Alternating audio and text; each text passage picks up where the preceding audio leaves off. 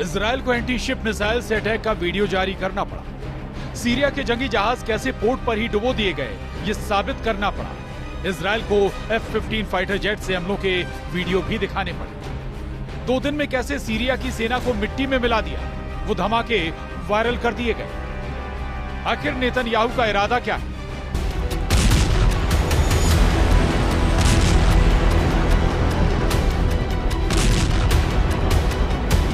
बशर अल असद को सत्ता से हटाने वाले मिशन के बाद भी इजराइल क्यों घबराया हुआ है?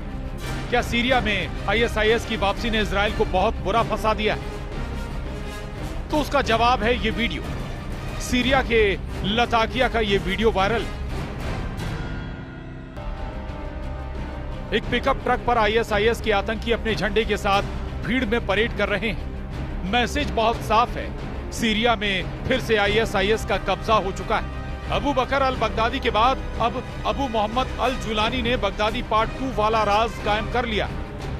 आप इसे ISIS 2.0 कह सकते हैं, जिन्हें विद्रोही और बागी बताकर तुर्की, अमेरिका और इजराइल ने मदद पहुंचाई। अब उसी जुलानी का आतंकी गुट हयात तहरीर अल शाम ने नए ब्रांड के साथ सीरिया में ISIS की हुकूमत तैयार कर दी।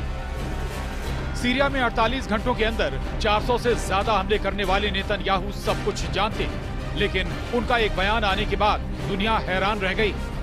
नेतन्याहू ने कहा है कि वो सीरिया में नई हुकूमत यानी ISIS 2.0 के साथ रिश्ते कायम करना चाहते हैं, लेकिन उनकी कुछ शर्तें। क्या सीरिया में नई सत्ता को लेकर नेतन्याहू किसी गलतफहमी का शिकार हुए हैं?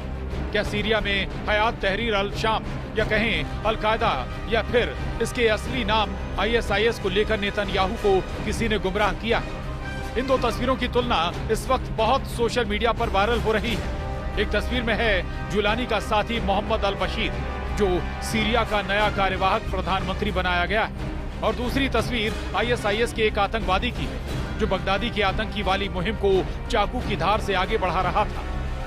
दोनों तस्वीरों में क्या समानता है, इस पर बहुत सी बातें हो रही हैं। जुलानी का साथी मोहम्मद अल बशीर 3 महीने के लिए सीरिया का कार्यवाहक प्रधानमंत्री बनाया गया है। सीरिया में सब उसका ISIS वाला इतिहास जानते हैं। अब ये सीरिया में नई सरकार बनाने का काम कर रहा है। अब तस्वीर के बाद वीडियो देखकर तुलना कीजिए कि जुलानी का डिप्टी मोहम्मद अल बशीर और उसका ISIS वाला काला इतिहास सीरिया को किस दिशा में ले जाएगा, क्योंकि सीरिया ने पिछले 15 सालों में इतना खून देखा है कि मर चुके बगदादी और ISIS का खौफ अब और बढ़ने लगा। इस वक्त सीरिया से बहुत से ऐसे वीडियो आ रहे हैं जिन पर ISIS की छाप है। बशर अल असद की सरकार में बगावत का विरोध करने वालों को बंधक बनाकर गोलियों से भूना जा रहा है।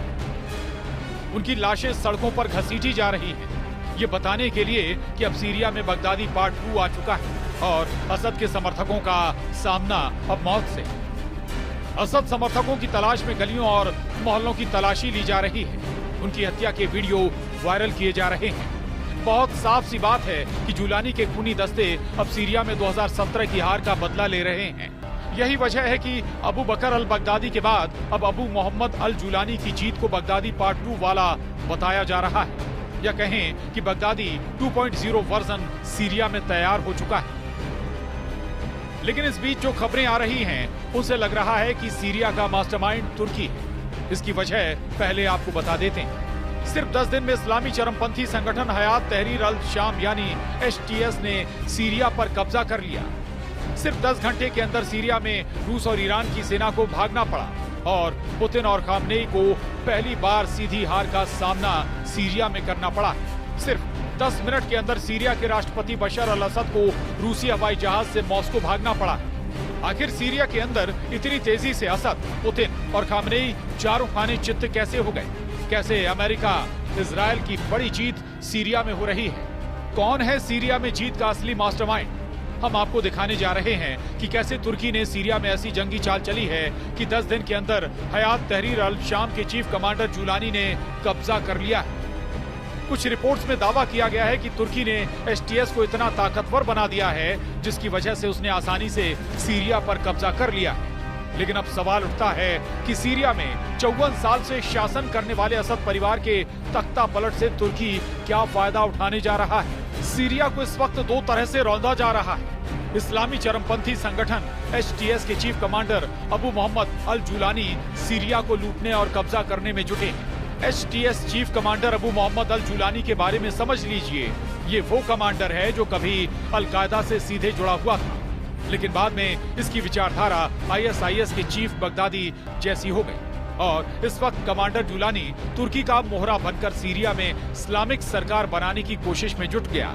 हैरानी की बात तो यह है कि अमेरिका कमांडर जुलानी को आतंकवादी मानता है और उसके सिर पर अमेरिका ने $1 करोड़ का इनाम रखा हुआ है, लेकिन उसके बावजूद इस वक्त अमेरिका इस्लामी चरमपंथी हयात तहरीर अल शाम यानी एचटीएस और कमांडर की खुलकर जंग के मैदान में मदद कर रहा है। जबकि कमांडर जुलानी को मोहरे की तरह इस्तेमाल करने वाला तुर्की कमांडर जुलानी को ईरान और रूस के खिलाफ इस्तेमाल कर रहा है। तुर्की नेटो का वो देश है जिसमें अमेरिका शामिल।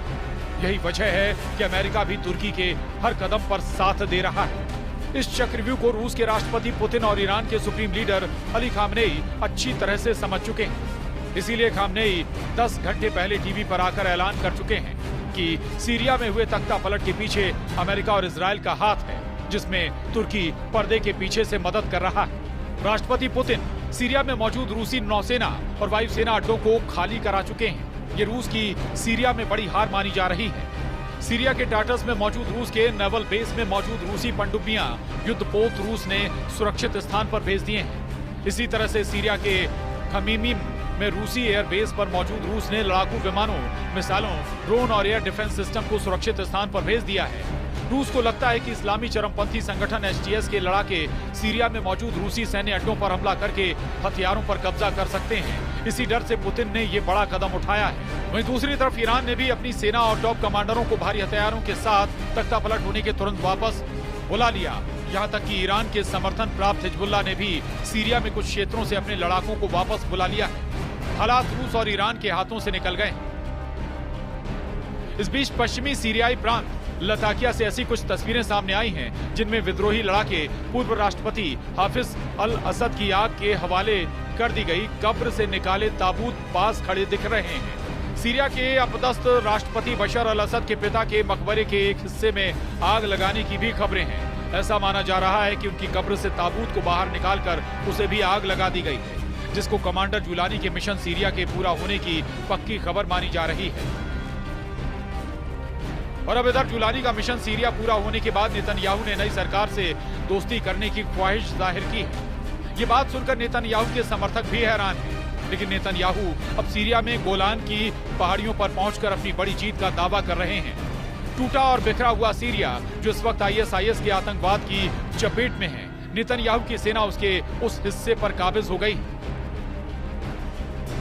नेतन्याहू इस नए बफर जोन को सुरक्षा का अस्थायी इंतजाम बता रहे हैं, लेकिन बड़ा सच यह है कि संयुक्त राष्ट्र ने इसे अवैध बताया और कहा है कि नेतन्याहू 1974 के विस्थापन समझौते का उल्लंघन कर रहे हैं। इजराइल ने 1967 में दक्षिण पश्चिम सीरिया के गोलान के पहाड़ों पर कब्जा कर लिया था। अमेरिका को छोड़कर बाकी दुनिया और भारत भी इसे सीरिया की जमीन पर इजराइल का कब्जा मानता है। सीरिया ही नहीं, अब सीरिया के पड़ोसी देशों के लिए भी आने वाला वक्त खतरे से खाली नहीं। युद्ध कहां कब शुरू होगा ये अब अमेरिका और इजराइल से ज्यादा जुलानी तय करेगा। सीरिया में तो उसने बिना लड़े दमिश्क पर कब्जा कर लिया। सवाल है कि क्या अब उसका टारगेट तेल अवीव होगा या फिर वो बाकी अरब मुल्कों पर नजर गड़ाएगा। हालांकि अमेरिका और तुर्की तो एचटीएस की जीत से खुश हैं, लेकिन इजराइल काफी सतर्क है। असल में इस्लामिक चरमपंथी संगठन हयात तहरीर अल शाम यानी एचटीएस का मतलब है लेवंत की मुक्ति के लिए संगठन।